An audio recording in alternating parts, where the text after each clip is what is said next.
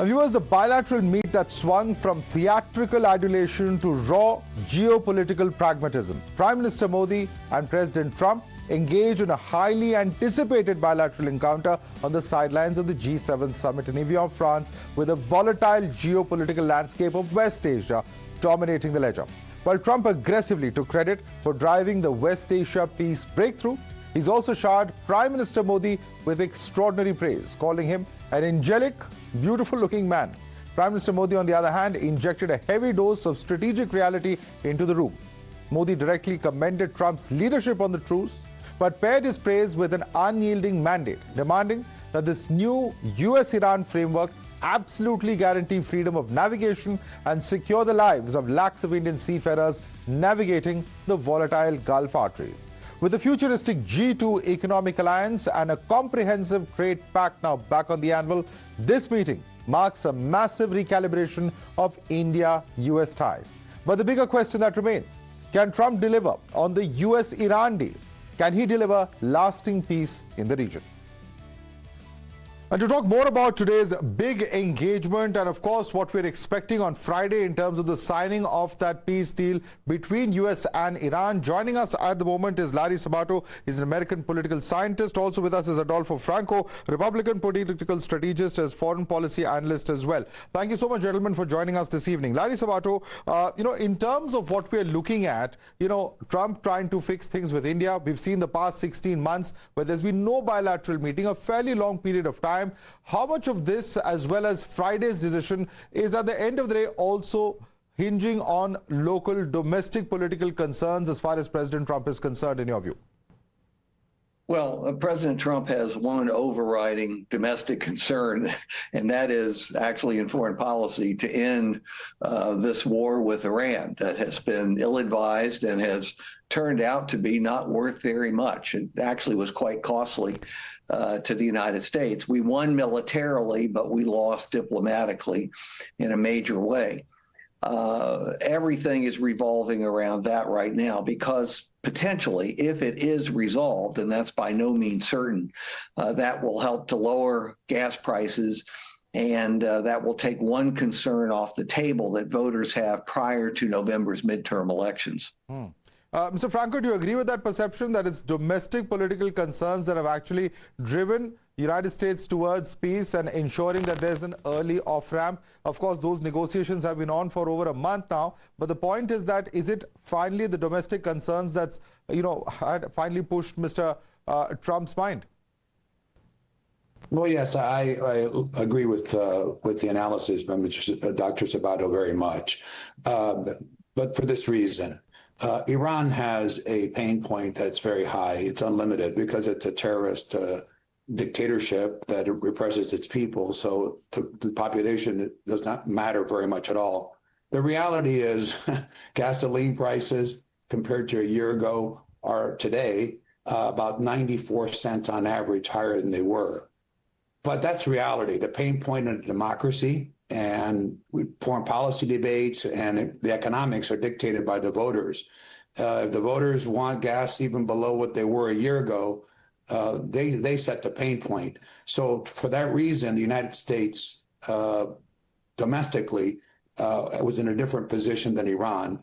And as a consequence of that, this deal had to come to a conclude or fruition, or if you will, the conflict had to end from a U.S. perspective because of domestic political considerations. The other guest is, by the way, well-known American political analyst and the landscape. I venture to say the American people don't know a great deal about foreign policy. They just feel the pain or the good feelings of it. In a few months, if this is behind us truly and gas prices are down, it might be forgotten and the voters will not be as prone to punish the Republicans. But if the war to persist, they certainly would have. Yeah, and before I take this back to Mr. Sabato, Mr. Franco, I'd like you to answer the fact that, we still don't know what exactly is contained in that peace deal. There are a number of moving parts of this deal, whether we're talking about Lebanon, whether we're talking what's going to happen to the nuclear program, the Strait of Hormuz itself, who gets to control it in the future. There are several aspects of this that are yet unclear. So how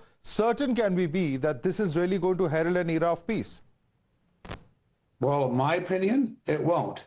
because at its core, here's the problem with this. It will at best be a truce, but not any long-term peace. Is Iran the same regime that it was before February 28th in terms of its stated goals? These are not my words, to spread Shia fundamentalism throughout the region and ultimately the world. Death to America, death to Israel. Hezbollah's charter calls for the destruction or elimination of the state of Israel. Has that changed by this? Of course not. So therefore, there is no peace deal here. Obviously, we're just at a memorandum of understanding level, but ultimately the ideologies and the players are the same. So nothing will change. This will continue. The only way this could change is that there is a fundamental change within Iran itself by the Iranian people. And that, of course, has not happened. So all the mechanics of it are already difficult enough. The president did say today with Prime Minister Modi that Israel can defend itself. That's probably already an indication to Iran that a core condition of Iran's agreement to sign this is even in question. So no, this is not an end because Iran remains the same.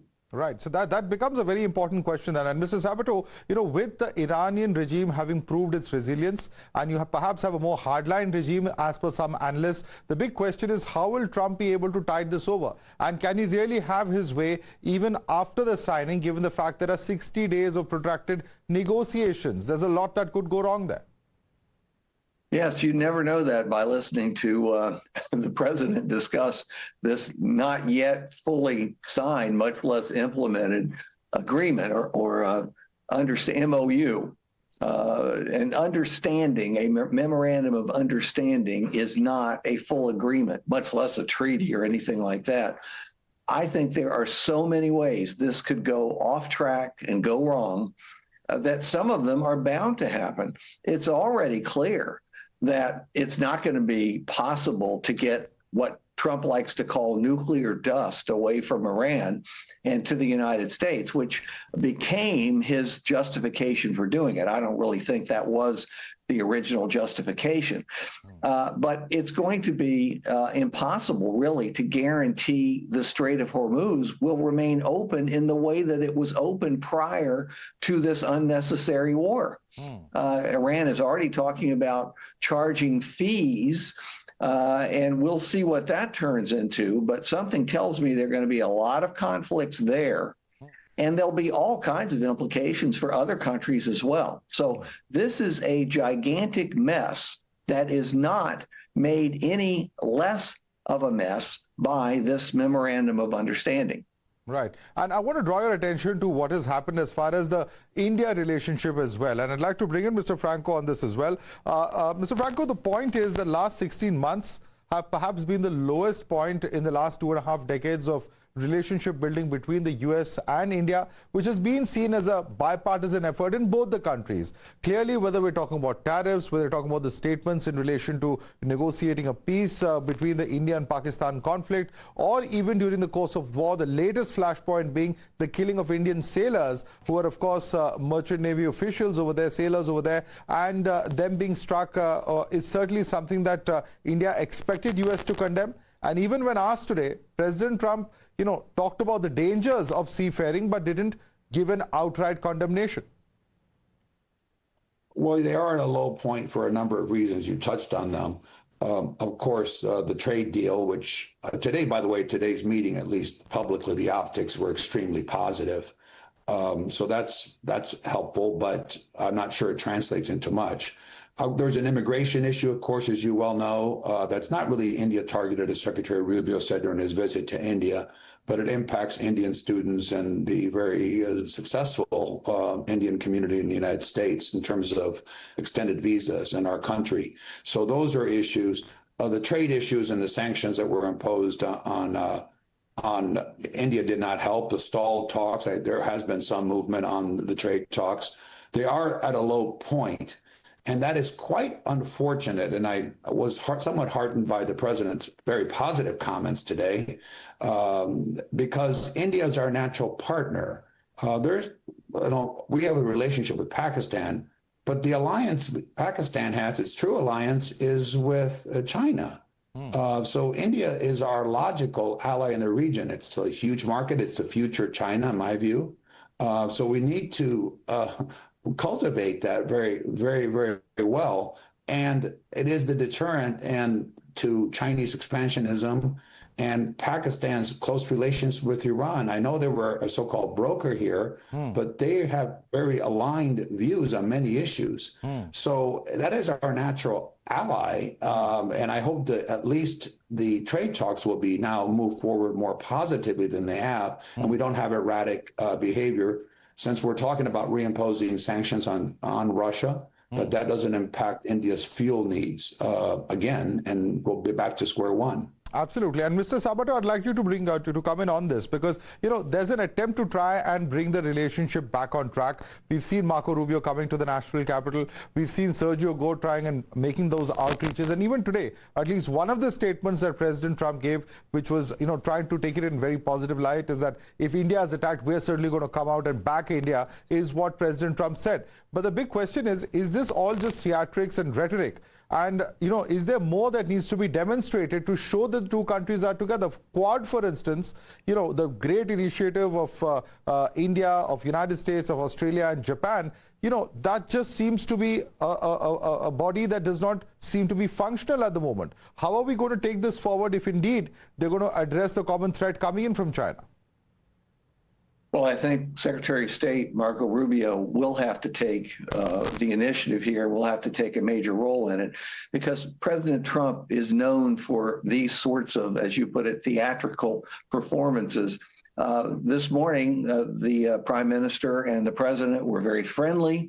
I don't know that I'd call them jolly, although President Trump was closer to jolly than the Prime Minister was. But it's in both countries' interests to work together. Both countries recognize that. I think President Trump is genuine in saying that he wants good relations with India. Whether it happens is another question entirely. And listening closely to the conversation the two had this morning, I'm not sure that President Trump is familiar with all of the details. But again, that's not unusual. That's the way he conducts the presidency. It's more important for Secretary of State Marco Rubio to be pro-India or pro the relationship between India and the United States. And I think Mr. Franco has stated that quite well. Right. Mr. Franco, there's another aspect of this. I'm talking about Quad, but there's also, you know, in 2018, when the entire de-hyphenation of Indo-Pak happened, you saw the formation of an Indo-Pacific Command. About 12 hours before the bilateral meeting took place, 12 or 14 hours roughly, we saw the announcement of the restoration back to the Pacific Command as far as United States Defense Forces are concerned. Now, all of this is leading to a lot of rhetoric as to what really happens, because we saw, you know, various agreements being signed, logistic agreements, US defense hardware being purchased, and now a return to the original nomenclature is a signal also coming in from Washington, D.C., and shows the drift between New Delhi and D.C. is what several analysts have been looking at in terms of interpreting this particular announcement. How do you look at it? Well, I think it's a complicated one. I mean, I follow these issues very closely, but underlying all of this is, and I was encouraged about the if India is attacked comment today as part of this whole deal about the pact with India and defense pact, but attacked by whom? Because remember, obviously, Pakistan is obviously what we're mostly talking about here. But remember, the president has also heaped a lot of praise on Prime Minister Sharif and Pakistan. Of course, we have a relationship with Pakistan, a close relationship with Pakistan, not as close as we have with India, and we should be highly suspicious of Pakistan for many reasons, again, because of the Chinese alliance and Iranian alliance for that matter.